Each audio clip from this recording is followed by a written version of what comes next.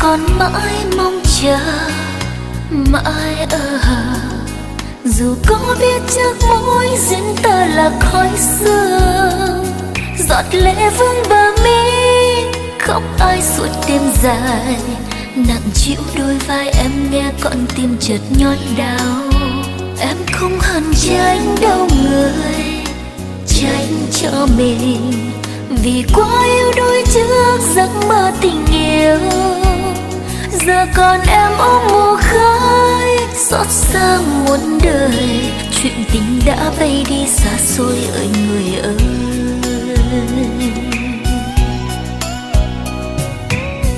Rất khó đoán trước mối duyên tình sao cùng, khi ta không chung một lối về. Qua cơn đam mê em không than trách làm gì, khi anh bước đi bóng đêm tràn ướt mi. Còn nỗi trong vắng dưới bóng đèn khuya âm thầm, em ôm trong tay giấc mơ sữa nồng cháy. Đêm nay lang thang chân em bước không hồn, muốn thắp cho trái tim rực sáng bao niềm tin. Nếu ta không còn có chung ước mơ trong đời, thế đành lìa tàn cố quên tháng năm dại khờ nhé anh. Xin đừng nhắc chi trái tim tội tình, lòng muốn quên đi bao nhiêu cơn đau vô hình. Sao anh còn mãi mong chờ, mãi dù có biết trước mối duyên ta là khói sương, giọt lệ vương bờ mi khóc ai suốt đêm dài, nặng chịu đôi vai em nghe con tim chợt nhói đau. Em không hẳn tránh đâu người, tránh cho mình vì quá yêu đuôi trước giấc mơ tình yêu. Giờ còn em ôm mùa khói xót xa muôn đời, chuyện tình đã bay đi xa xôi ơi người ơi.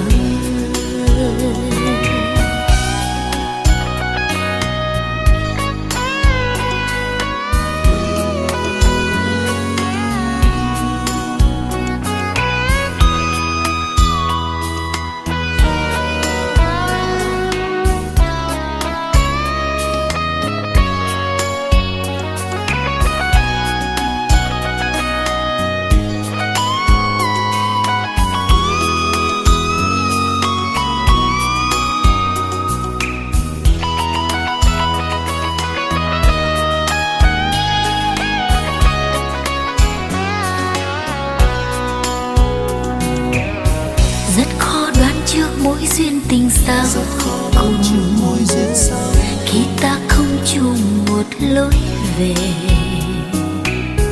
Qua cơn đam mê em không than trách làm gì, khi anh bước đi bóng đêm tràn ướt mi. Còn nỗi trong vắng dưới bóng đèn khuya âm thầm, em ôm trong tay giấc mơ sữa nồng cháy. Đêm nay lang thang chân em bước không hồn, muốn thắp cho trái tim rực sáng bao niềm tin. Nếu ta không còn có chung ước mơ trong đời, thế đành lìa tàn cố quên tháng năm dại khờ nhé anh. Xin đừng nhắc chi trái tim tội tình, lòng muốn quên đi bao nhiêu cơn đau vô hình. Sao anh còn mãi mong chờ, mãi dù có biết trước mối duyên ta là khói sương, giọt lệ vương bờ mi khóc ai suốt đêm dài, nặng chịu đôi vai em nghe con tim chợt nhói đau. Em không hẳn tránh đâu người, tránh cho mình vì quá yêu đuôi trước giấc mơ tình yêu.